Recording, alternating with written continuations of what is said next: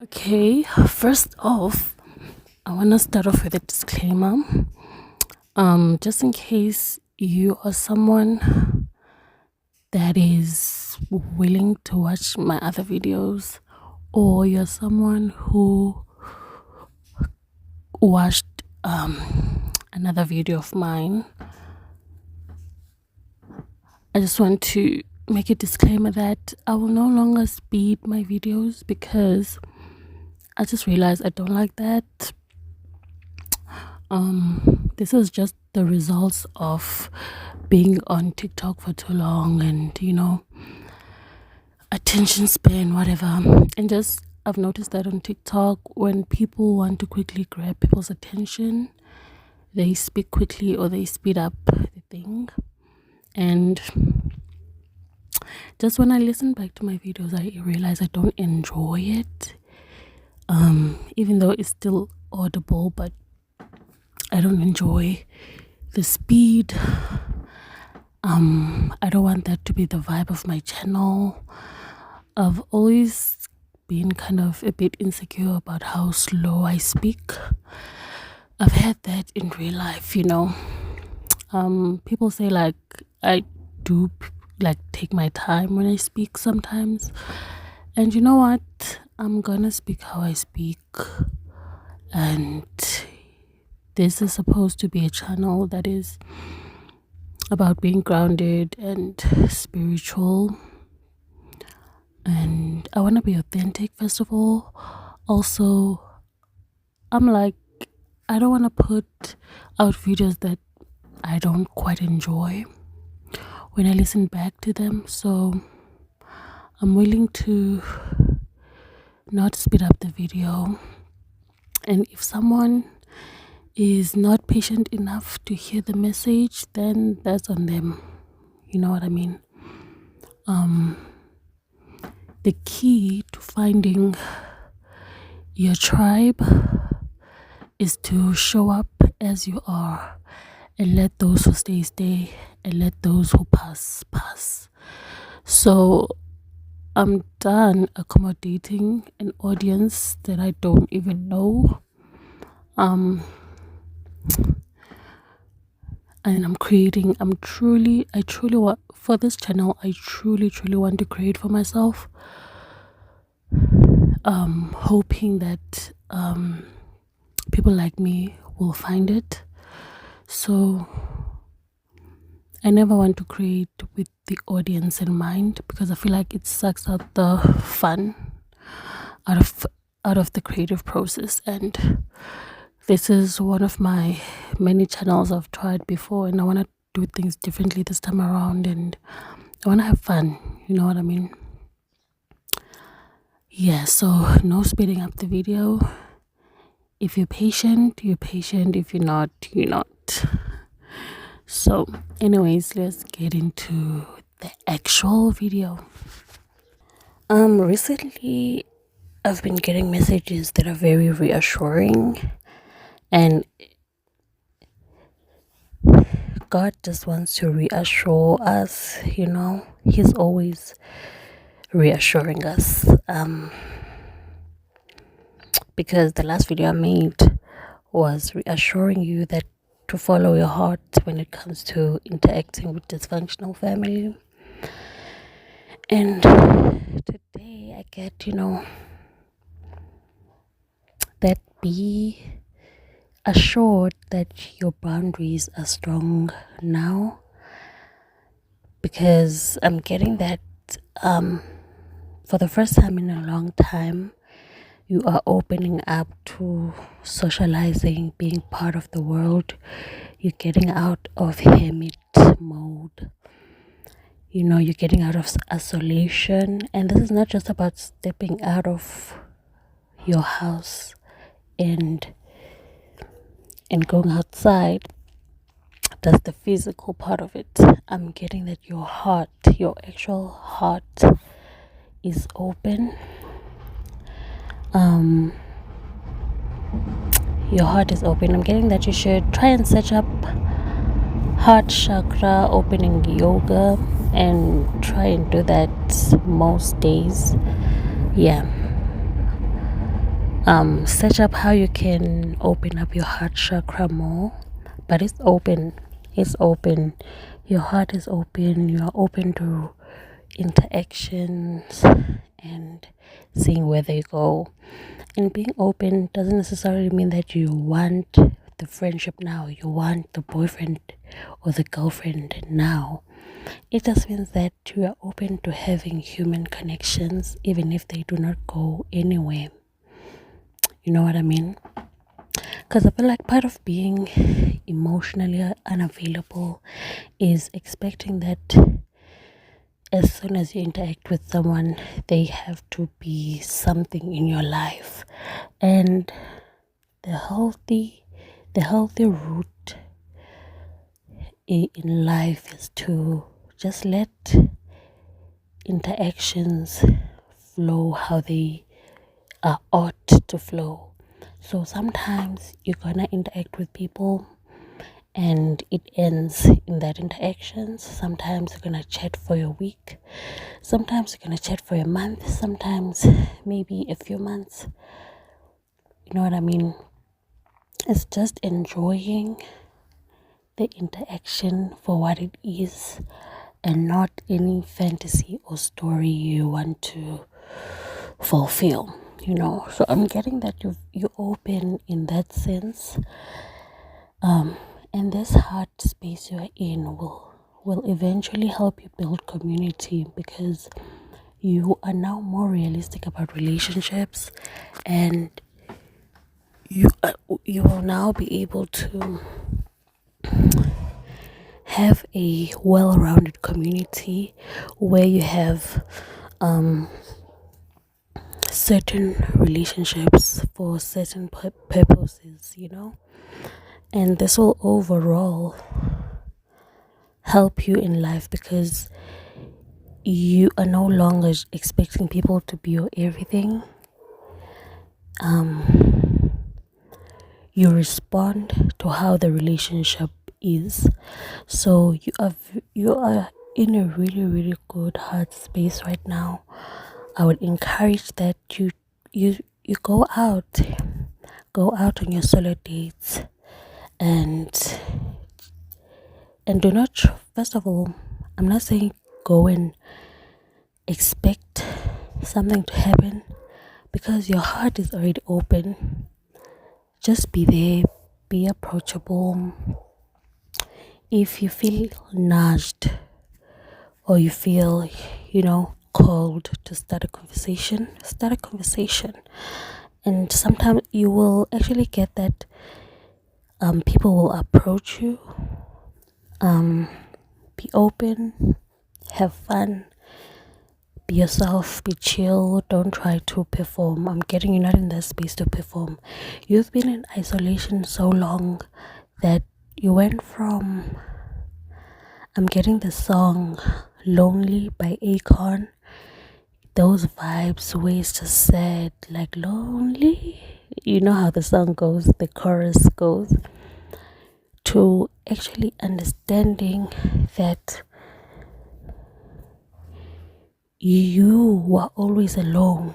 Even when you had friends and relationships, you had that loneliness because you had a community that did not know how to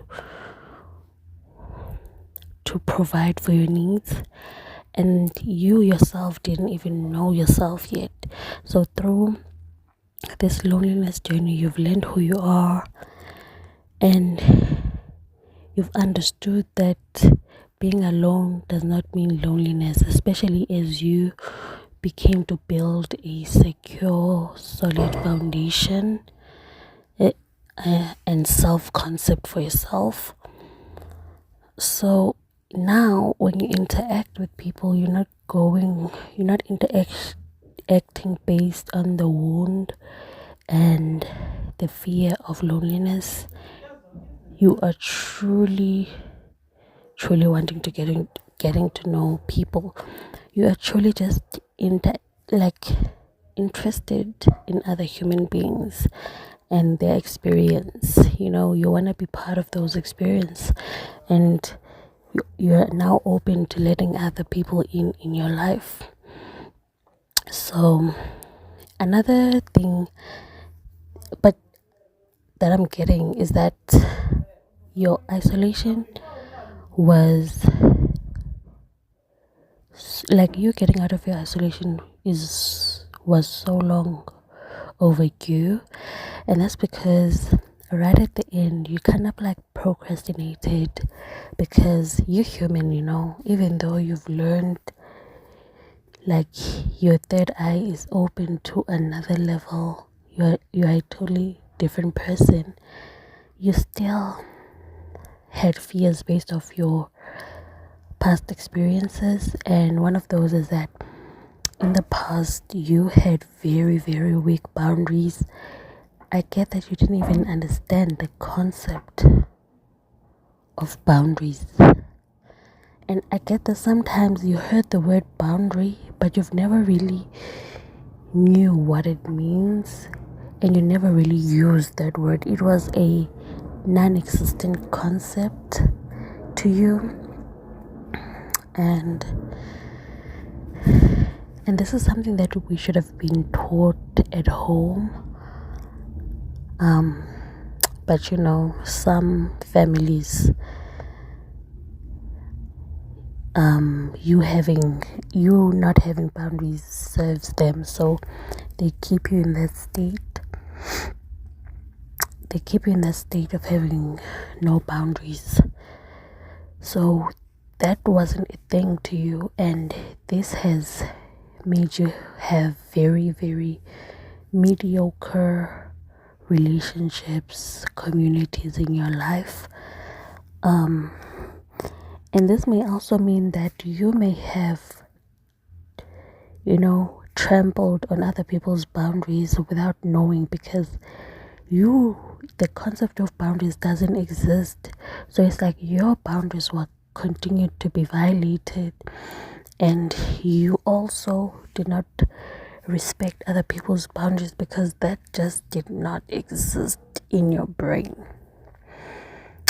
Very, very mediocre relationships and friendships, and I'm getting that you're really, really afraid, because you don't want to deal with the disrespect. You don't want to deal with invalidation, gaslighting that you've dealt with, and that is like your fear, finding yourself in that powerless position, or you're asking yourself right now, can I trust myself to not fawn like I used to? Can I trust myself to not erase myself just to keep relationships or friendships? And I want to show you that you should trust yourself, because you are a totally different person than you were. And I feel like most of the connections you're gonna make right now is you get out of the isolation, because things are not gonna be prim and proper. It's still gonna be test here and there, because you have to prove to yourself as well that the lessons you have learned in your isolations, you can apply them practically. So you will find that in the interactions you have when you make new friends, when you are dating, you will find small infractions, and it's like the universe wants to test if will you stand up for yourself, will you create a boundary,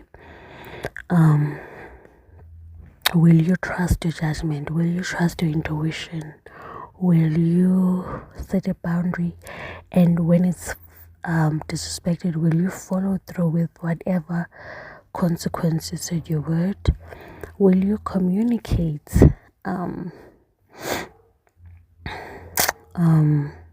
so you will get those type of things, tests, like maybe being invited somewhere when you don't have enough money. Will you lie and say you'll go and then quickly try and compensate and make money just so that you can go?